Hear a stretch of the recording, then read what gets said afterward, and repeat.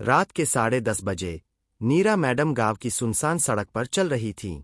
उनके हाथ में एक टॉर्च और पुरानी चाबी थी। गांव में कोई नहीं था, सब अपने घरों में बंद थे। सामने पुराना स्कूल दिखाई दिया, टूटी दीवारें, जंग लगा गेट और चारों ओर अंधेरा।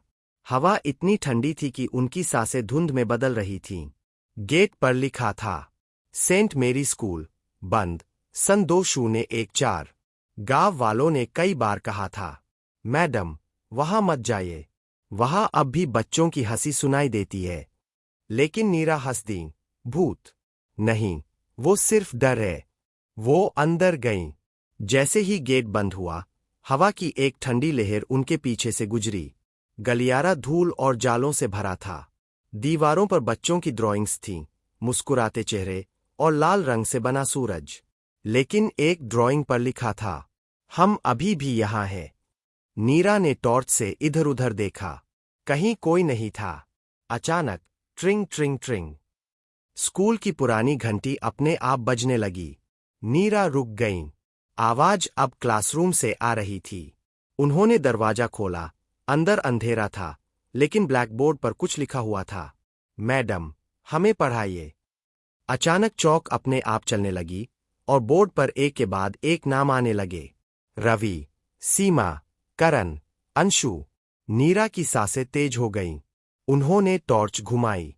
क्लास के पीछे कई कुर्सियां खुद ब खुद हिल रही थीं। उन्होंने दौड़कर बाहर निकलना चाहा, लेकिन गलियारा अब वैसा नहीं था। अब वहां बच्चों के बस्ते पड़े थे, जैसे कोई क्लास चल रही हो, और उन बस्तों से धीमी हंसी आने लगी। मैडम, क्लास शुरू हो गई है। नीरा पीछे मुड़ी। एक छोटी बच्ची खड़ी थी, चेहरा आधा जला हुआ। उसने कहा, आप हमारी नई टीचर है। नीरा ने कांपते हुए पूछा, तुम कौन हो?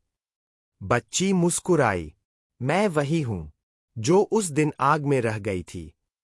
जैसे ही उसने हाथ उठाया, पूरा स्कूल फिर से जलने लगा। दीवारें पिघल रही थीं और बाहर से बच्चों की चीखें गूंजने लगीं। ब्लैकबोर्ड पर अब लिखा था, अब हमारी क्लास कभी खत्म नहीं होगी।